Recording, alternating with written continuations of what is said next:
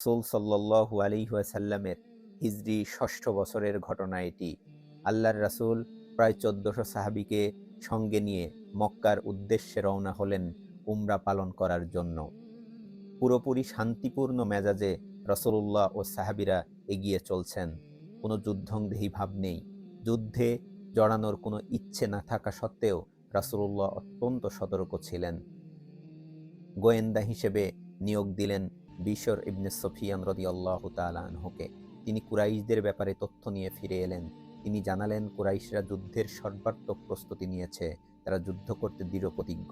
যে কোনো মূল্যে তারা রাসূলুল্লাহর মক্কা প্রবেশ ঠেকাবে। আল্লাহর রাসূল কুরাইশদের কাছে বার্তা পৌঁছাতে চাইলেন যে তারা যুদ্ধ করতে আসেননি, এসেছেন আল্লাহর ঘর তাওয়াফ করতে।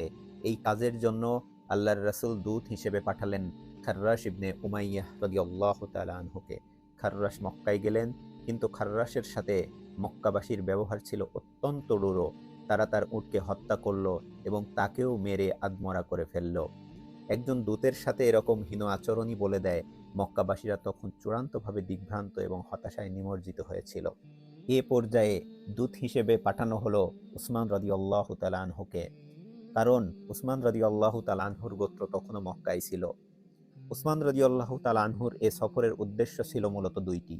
প্রথমত, এটা ঘোষণা করা যে মুসলিমরা কুরাইশদের সাথে যুদ্ধ করার জন্য মক্কায় আসেনি। আর দ্বিতীয়ত, মুমিন নরনারী যারা তখনও মক্কায় রয়ে গেছেন তাদেরকে রাসূলুল্লাহর এই আশ্বাসবাণী পৌঁছে দেওয়া যে ইসলাম অবশ্যই বিজয়ী হবে। রাসূলুল্লাহ এবং সাহাবীরা তখন হুদাইবিয়া নামক স্থানে অবস্থান করছিলেন। হঠাৎ গুজব উঠল যে উসমান রাদিয়াল্লাহু তাআলা আনহুকে হত্যা করা হয়েছে। এই কথা শোনা মাত্র রাসূলুল্লাহ সাল্লাল্লাহু আলাইহি ওয়াসাল্লাম বনু নাজ্জারের তাঁবুর দিকে এগিয়ে গেলেন।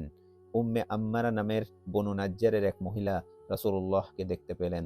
তিনি বলেন, আমি নবীজিকে আমাদের তাঁবুর দিকে এগিয়ে আসতে দেখলাম। আমি ভাবলাম রাসূলুল্লাহর বুঝি কিছুর দরকার হয়েছে।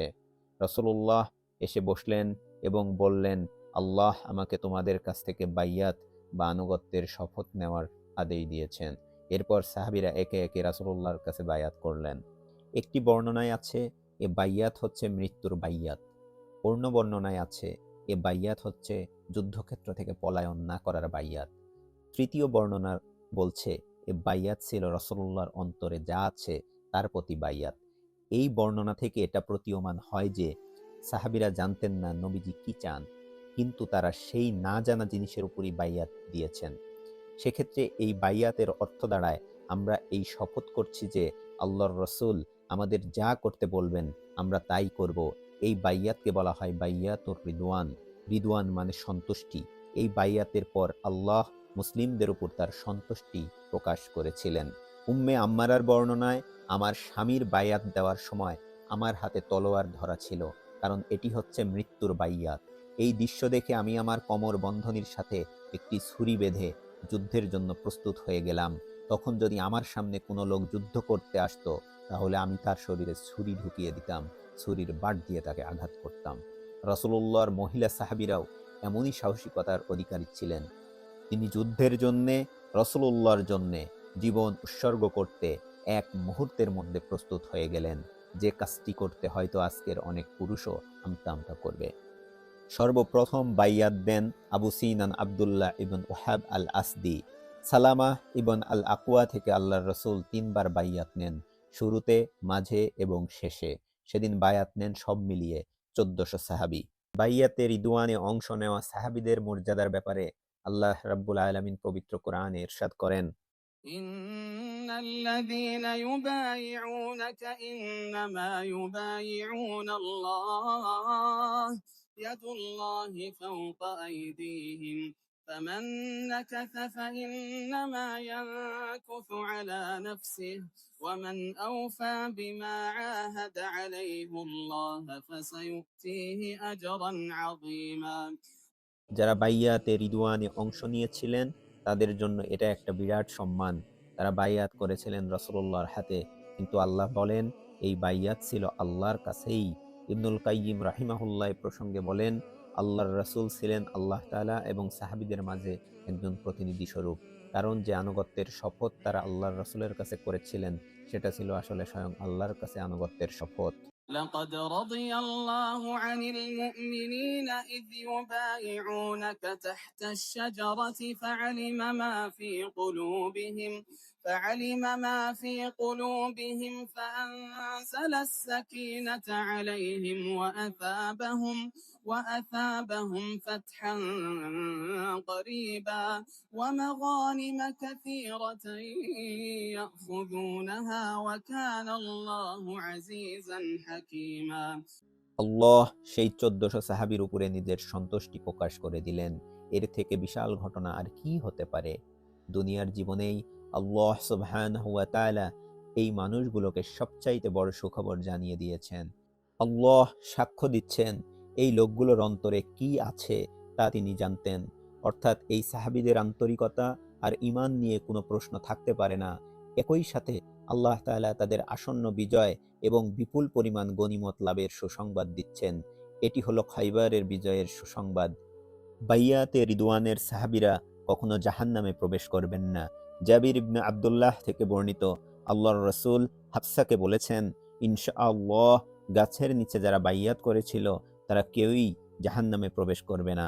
ইমাম নববীর মতে এখানে ইনশাআল্লাহ বলার অর্থ আল্লাহর বরকতের আশা করা, সন্দেহ পোষণ করা নয়। অন্য একটি হাদিসের বর্ণনায় পাওয়া যায়, বাইয়াতে রিদওয়ানে অংশ নেওয়া সবাইকে ক্ষমা করে দেওয়া হয়েছে, শুধুমাত্র লাল উটের মালিককে ছাড়া। এই লাল উটের মালিক হচ্ছে জাদ ইবনে কাইয়েস। বায়াত নেওয়ার ভয়ে সে নিজেকে রাসূলুল্লাহ থেকে আড়াল করে রেখেছিল। মর্যাদা অনুযায়ী ভাগ করা হলে প্রথমেই আসবে সেই ১০ জন সাহাবী যাদের জান্নাতের সুসংবাদ দেওয়া হয়েছে। তারপর হচ্ছেন সেই সব সাহাবী যারা বদরের যুদ্ধে অংশ নিয়েছিলেন। আর তারপর হচ্ছেন বাইয়াতে রিদওয়ানে অংশগ্রহণকারী সাহাবীরা, তারা মানবজাতির শ্রেষ্ঠ ব্যক্তিবর্গ। বাইয়াতে রিদওয়ানের এই ঘটনা প্রমাণ করে যে মুসলিমরা তাদের শুধুমাত্র একজন সাথীর জন্যেও যুদ্ধ করতে এবং মৃত্যুবরণ করতে একতাবদ্ধ। এই ঘটনা আমাদের শিক্ষা দেয় যে মুসলিম উম্মার বৈশিষ্ট্য কেমন হওয়া উচিত। শরীরের একটি অংশ ব্যথা পেলে সমস্ত শরীরেই সেই ব্যথা সংক্রমিত হয়। সেই জন্যই পুরো ১৪০০ লোকের মুসলিম বাহিনী দাঁড়িয়ে গিয়েছিল শুধুমাত্র একজন মানুষের জন্যে। পরবর্তীতে জানা যায় যে উসমান রাদিয়াল্লাহু তাআলা আনহু জীবিত আছেন, তার মৃত্যুর ঘটনাটি ছিল গুজব মাত্র। কিন্তু তারপরেও এই ঘটনাটি ইসলামের ইতিহাসে এক অনন্য সাধারণ ঘটনা হয়ে আছে। এই বাইয়াতের ঘটনা অনন্য সাধারণ এই কারণে যে এর মাধ্যমে ইসলাম এবং রাসূলুল্লাহ সাল্লাল্লাহু আলাইহি ওয়াসাল্লামের জন্য সাহাবীরা মৃত্যুর শপথ নিয়েছিলেন। তারা শেষ পর্যন্ত লড়াই করার ব্যাপারে প্রতিজ্ঞাবদ্ধ হয়েছিলেন। বাইয়াতের ঘটনা মক্কার মুশরিকদের অন্তরে প্রবল ভীতির সৃষ্টি করেছিল। তারা আতঙ্কিত হয়ে পড়েছিল। বাইয়াত দেওয়া শেষ হলে রাসূলুল্লাহ সাল্লাল্লাহু আলাইহি ওয়াসাল্লাম সবার উদ্দেশ্যে বললেন, তোমরাই হচ্ছ এই পৃথিবীর শ্রেষ্ঠ মানুষ। তো ভাইয়েরা, এখান থেকে আমরা কি শিক্ষা গ্রহণ করতে পারি? বাংলাদেশে আমার ভাই শরীফ উসমান হাদির শাহাদাতের পর আমাদের কি করা উচিত ছিল, আর আমরা কতটুকুই করতে পেরেছি?